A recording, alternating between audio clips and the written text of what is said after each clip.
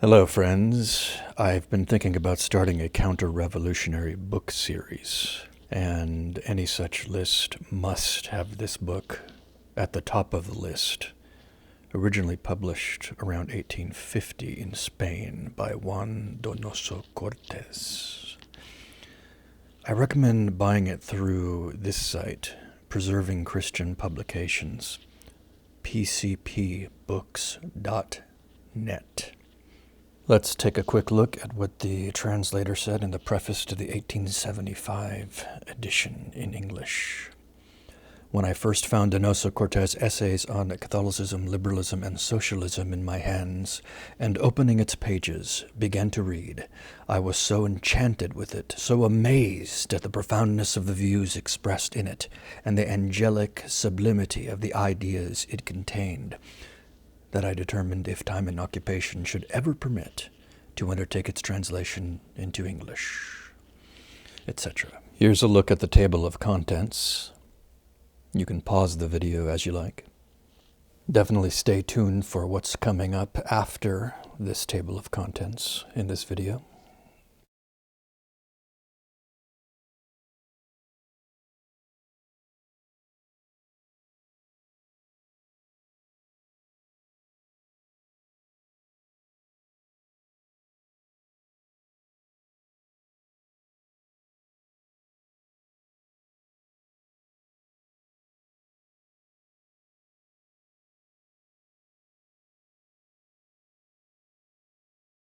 Let's take a look at a bit of the introduction to the 1879 edition.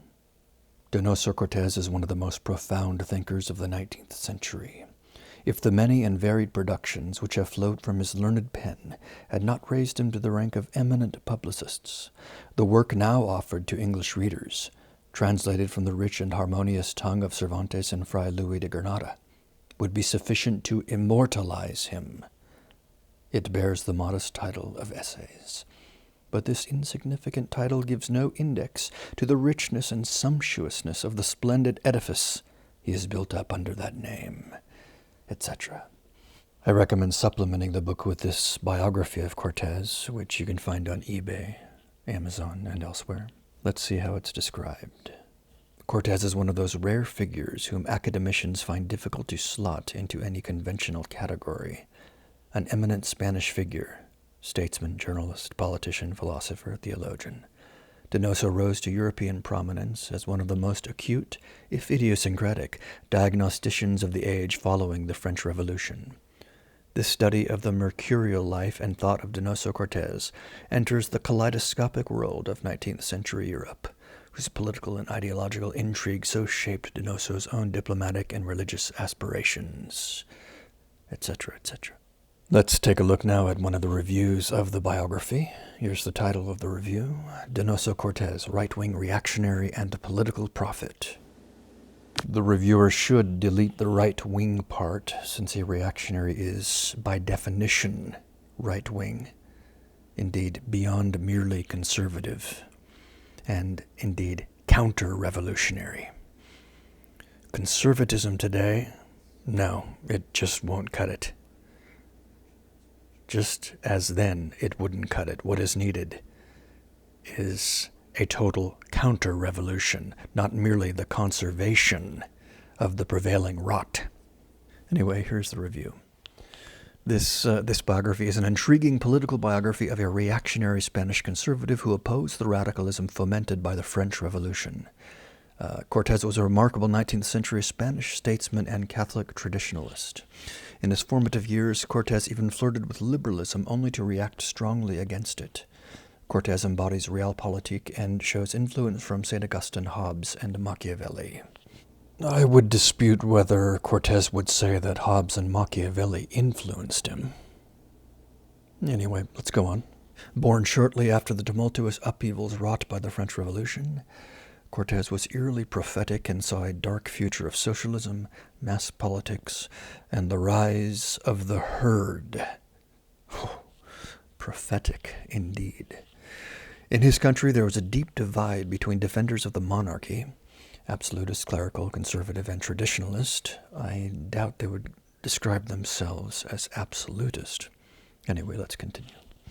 and liberals of varying shades who advocated embracing elements of the, it should say 1789, revolution.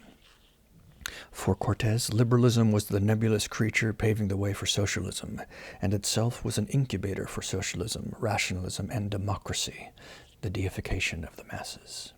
He found the idealized abstractions of the French Revolution, that is, liberty, equality, and fraternity, to be noxious and repugnant, for they made crude caricatures of Christian principles.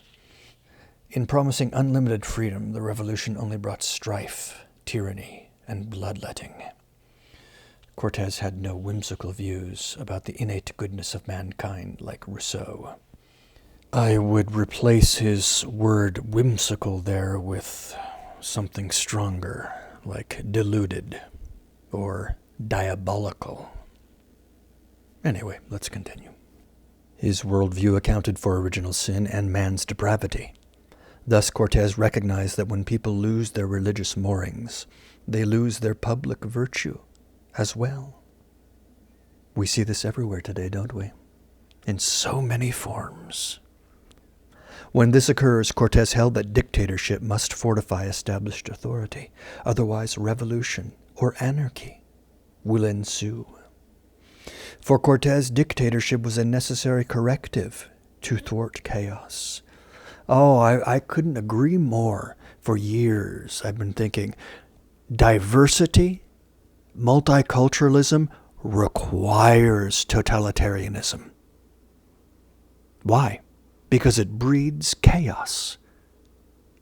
Diversity does not equal strength. Diversity equals weakness, tension, chaos, and death.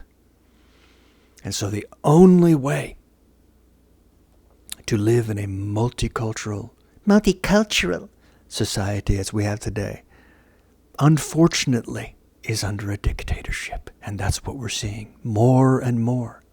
It has none of the seasoning of Christianity.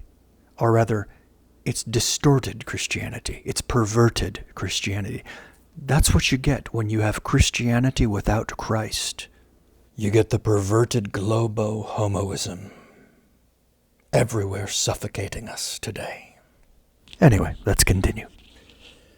Cortes was no totalitarian, however, and recognized that the revolutionary melees was destroying the intermediary associations between the individual and state. Even then, as now. It was destroying social bonds, traditional hierarchy, and leading to the creation of hyper-atomized and individuals, corrupted by countless isms, i.e. atheism, rationalism, materialism, and socialism. Moreover, Cortes was distraught by the moral corruption wrought by these pernicious ideologies, which he characterized as a demonic theology.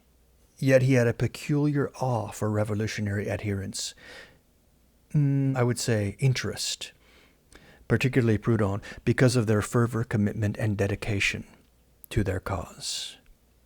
You see, what's happening today, what we are seeing today, has been happening not just for 20, 30, 40, 50, 60 years, but for well over a century, multiple centuries.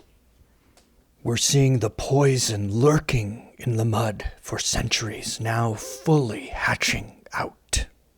Continuing, Cortes was prophetic in predicting a fusion of pan-Slavic nationalism with socialism, which was unleashed by the Bolsheviks.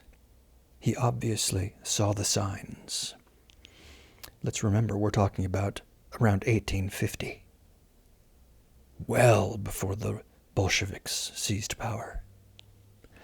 The seeds of discontent were planted in Russia by the nihilism of 19th century Russian intellectuals and by revolutionary agitation from abroad. Recall that Dostoevsky, later, 30 years later, after Cortes, in books such as Crime and Punishment and The Brothers Karamazov, he identified this nihilism or nihilism as the great corrosive, the great poisoning, infecting Russian society. And this poison has spread, thanks to the Bolsheviks, throughout the world now. Strangely, with the fall of the Soviet Union, Russia has reversed course. And it's now Ukraine that is the slave of the globo-homo perverts. Continuing, fascism too was wrought out by the mass politics, and itself was heir to the French Revolution, to which even Hitler acknowledged. I would dispute that claim. See Paul Gottfried's book called Fascism, Career of a Concept. In any event, Cortes was committed to a movement of Christian counter-revolution and renewal. He was overwhelmed by a sense of pessimism. I would say realism. Anyway, ultimately, Cortes held to a Deutero-Isaiah view. A Deutero-Isaiah view. I've never heard this term before. I've heard Deutero-canonical, but now Deutero-Isaiah. All right, let's see what he says about that. Believing that deliverance could only come from God. This is a Deutero-Isaiah view? I'm going to have to go ahead and reject that characterization. Anyway, he had no misplaced faith in the masses and democracy. No misplaced faith in the masses and democracy. Is there a properly placed faith in the masses and democracy? Anyway, this intriguing book by R.A. Herrera sketches an intriguing biography of Cortes with some interesting quotations. Though if you want to delve deeper into Cortes' political thought, then you might want to buy selected works of Donoso Cortes. I would say you would buy the book that I mentioned at the beginning of this video. I leave you with 2 bonus suggestions for your counter-revolutionary bookshelf. Links are provided below to all the books mentioned in this video. And share this video with anyone who might be fit to appreciate it. Don't share it with any Philistines, but only with those who have eyes to see and ears to hear. Otherwise, they will trample upon the pearls that you offer them. Enjoy.